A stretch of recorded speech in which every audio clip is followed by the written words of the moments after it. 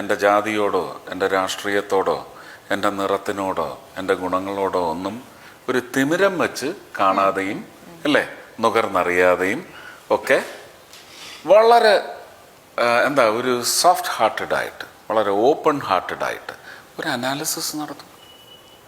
എന്നെക്കൊണ്ട് ഗുണമുണ്ടായ ആൾക്കാരുടെ എൻ്റെ ആ ഒരു ചെയർ കൊണ്ട് ഗുണമുണ്ടായ ആൾക്കാരുടെ ഞാനും കൂടി ഭാഗമായ ഒരു ഭരണവർഗത്തിൻ്റെ ഗുണഭോക്താക്കൾ മുന്നോട്ട് വരൂ.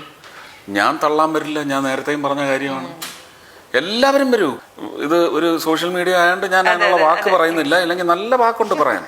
അത് പറയും. ഞാൻ പറയുന്ന ആളാണ്. കാരണം കൃത്യമായി ശുദ്ധമായ നിർവഹണമാണ് നടത്തിയിട്ടുള്ളത്. ഉടനെ ഈ പെട്രോളിൻ്റെയും ഡീസലിൻ്റെയും പ്രൈസ് ഒന്നും നിങ്ങൾ പറയരുത്.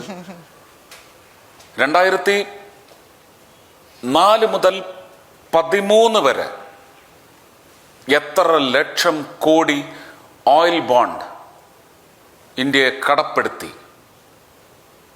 ആ കടം തിരിച്ചടയ്ക്കേണ്ടത് ഒരെതിർ രാഷ്ട്രീയവും പറയരുത്. അത് ഭാരതത്തിൻ്റെ ഭരണ സംവിധാനത്തിലുള്ള ബാധ്യതയാണ്. അത് തീർക്കേണ്ടത് നരേന്ദ്രമോദിയുടെയും അമിത്ഷായുടെയും വീട്ടിൽ നിന്ന് കൊണ്ടുവന്നിട്ടാണോ? അല്ലെങ്കിൽ പിണറായി വിജയന്റെ വീട്ടിൽ നിന്ന് കൊണ്ടുവന്നിട്ടാണോ? അല്ല, എക്സ്ചക്കറിൽ നിന്നാണ്. ആ എക്സ്ചക്കറിൽ നിന്ന് ഇന്ന് ഇന്ത്യയിൽ കാണുന്ന ഇൻഫ്രാസ്ട്രക്ചർ ഡെവലപ്മെന്റ്, റോഡുകൾ, ഇതെല്ലാം നിങ്ങളുടെ ആവശ്യമായിരുന്നില്ലേ? ഇപ്പോൾ ഏതാണ്ട് 25 ഹൈവേകളാണ് 2023 ജൂണോടുകൂടി നിലവിൽ വരാൻ പോകുന്നത്. ഉടനെ നിങ്ങൾ എന്തിനാ പറയുന്നത് ഇത് 24 ഇലക്ഷൻ മുന്നിൽ കണ്ടുകൊണ്ടാണെന്ന്? അതെന്ത് വൃത്തികെട്ട രാഷ്ട്രീയ ചിന്താഗതിയാണ്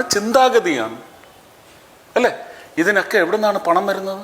ഇല്ലേ? നിങ്ങൾ ഇന്റർനാഷണൽ ക്രൂഡ് ഓയിൽ പ്രൈസ് ഒക്കെ ഇതിനകത്ത് ഇംപെൻഡിങ് ആണ്. അതെല്ലാം നിങ്ങൾ മാറ്റി വെച്ചേക്കും. ഞാൻ ഒന്നും പറയുന്നില്ല.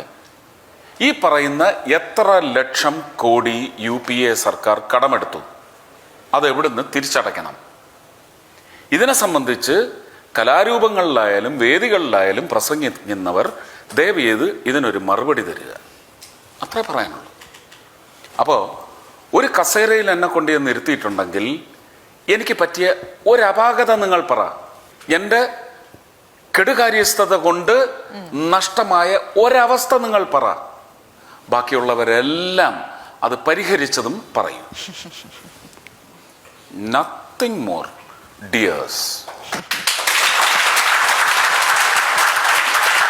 ഞാൻ ചോദിക്കട്ടെ, പണ്ട് തെലുങ്കിലേക്ക് സിനിമകൾ ഡബ് ചെയ്ത് പോയിട്ട് അവിടെ തെലുങ്കിലുള്ള ആക്ടേഴ്സ് പ്രശ്നം ഉണ്ടാക്കിയിട്ടുണ്ടെന്ന് പറയാൻ ചുമ്മാ പറയുന്നതാണോ? അത് ശരിക്കും അങ്ങനൊന്നും ആരും പ്രശ്നമൊന്നും ഉണ്ടാക്കത്തില്ല. പക്ഷേ റിലീസുകളൊക്കെ ചിലത് അങ്ങോട്ടും ഇങ്ങോട്ടും ചവിട്ടി മാറ്റും.